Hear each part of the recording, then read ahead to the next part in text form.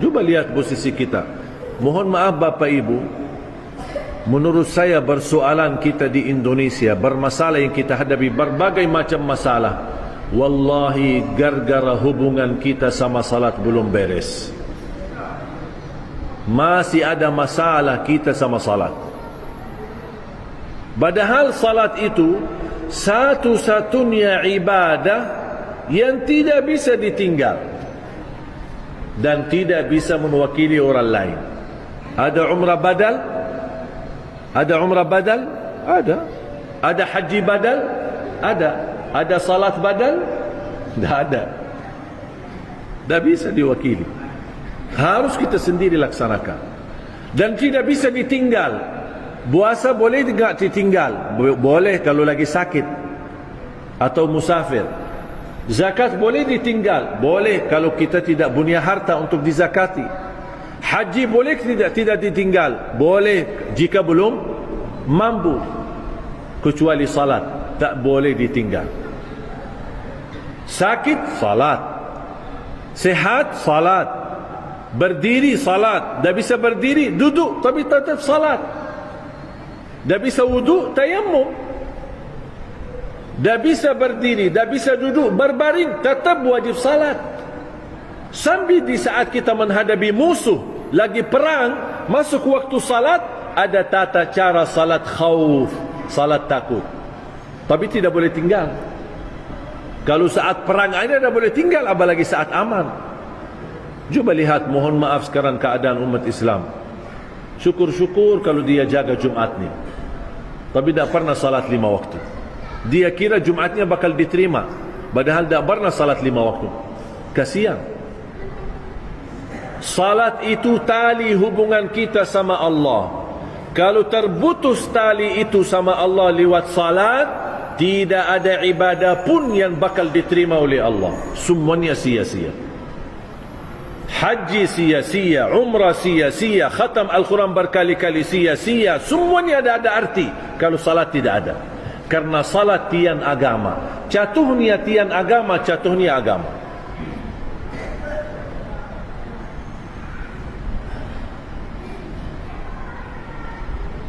Makanya saya ketika menghadirkan guru saya, seorang ulama besar dan beliau juru kunci makam Rasulullah sallallahu alaihi wasallam. Saya pernah hadirkan 2 kali ke Indonesia. Ketika beliau hadir, selesai tausiah, saya sebagai penarjamah.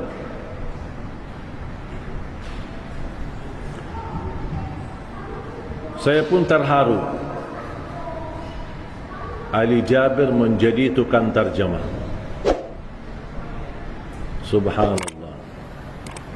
2008, 2009 belum bisa bahasa Indonesia. 2010 menjadi penarjamah. Tarjamahin guru yang datang dari Madinah. Subhanallah, karunia dari Allah. Tak saya ambil kursus bahasa Indonesia. Saya tidak belajar sekolah bahasa Indonesia. Saya tidak belajar kamus bahasa Indonesia. 2008, 2009 masih saya baru hafal kalimat bagus. Itu bagus. Apapun orang bicara saya jawab bagus. Siapa nama kamu? Bagus. Apa kabar? Bagus. Umur kamu berapa? Bagus. Saya tidak tahu, itu aja bagus. Kata teman saya, bilang aja bagus. Apapun orang bicara sama kamu, bilang aja bagus. Habis itu saya belajar lagi sama teman saya, tapi tidak kasih tahu artinya. Saya diajarin, apa kabar? Bagus. Mau kemana? Aku cinta kepadamu. Saya ikut. Saya subhanallah cepat hafal. Ketemu orang, Assalamualaikum, apa kabar? Bagus. Mau kemana? Aku cinta kepadamu. Ketemu perempuan, Assalamualaikum, apa kabar? Bagus. Mau kemana? Aku cinta kepadamu. Sambil berdoa, apaan itu orang? Subhanallah, Allah berikan anugerah bahasa. Wallahi Bapak Ibu, bahasa ini anugerah murni taufik dari Allah. Bukan karena Ali Jabir hebat atau saya punya sesuatu. Tidak ada. Allah yang memberikan bahasa. Allah maha segala bahasa. Dan selalu saya berdoa, ya Allah, aku mohon berikan kepada aku bahasa Indonesia yang bisa difahami. Faham tak Bapak Ibu? Alhamdulillah, berarti doa saya sudah kabul.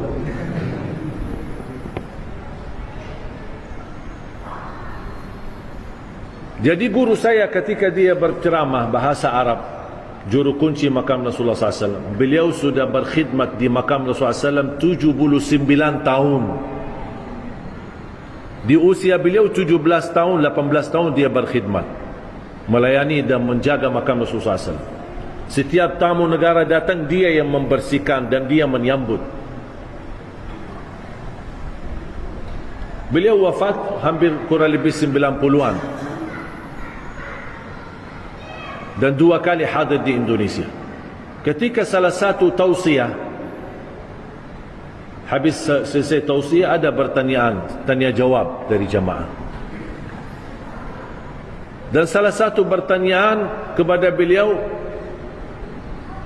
gimana hukumnya orang Muslim tidak salat? Ketika saya menyampaikan dalam bahasa Arab, beliau kaget. Sambil mempandangi saya, "Iman ada orang Muslim tidak salat?" Dia kaget, heran. "Iman ada orang Muslim tidak salat?" Saya jawab, "Ada, banyak di Indonesia lagi."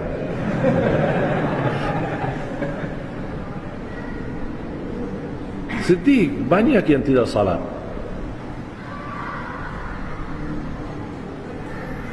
Sering saya terima keluhan dari jamaah, khususnya ibu-ibu.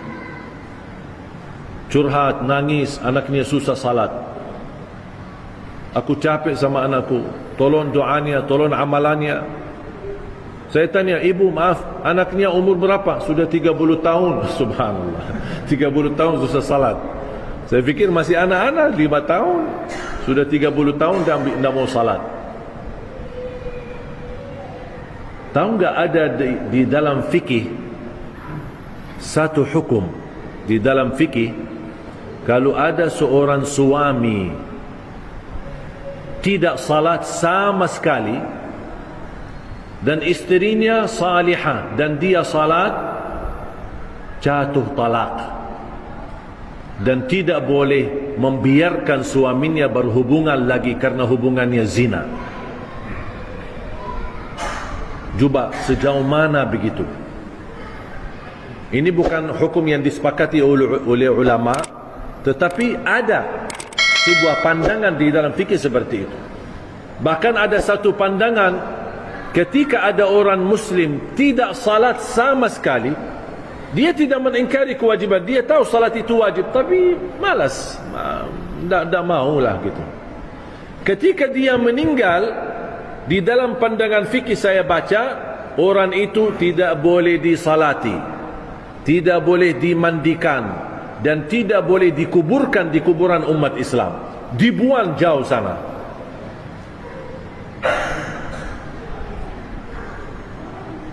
Ngeri ya. Cuba mohon maaf kalau hukum ini berlaku, nampaknya sepi kuburan Islam.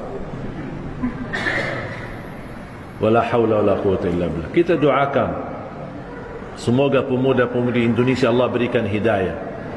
Alhamdulillah belakangan ini sudah mulai banyak hijrah. Walaupun badannya banyak tatu, banyak ini, tapi alhamdulillah dia mau salat.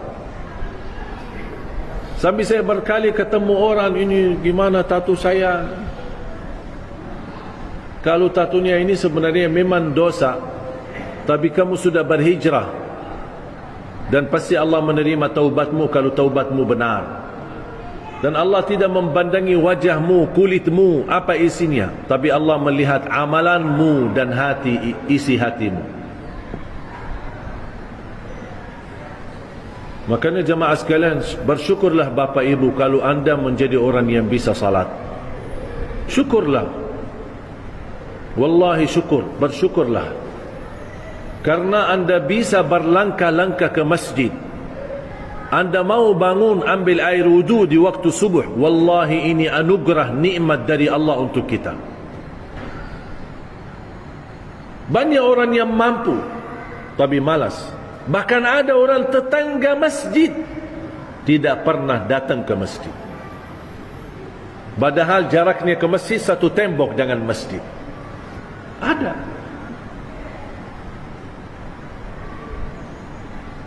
Makanya khususnya pemuda-pemudi, saya bahagia ketika masuk satu masjid dan begitu selesai acara datang remaja-remaja.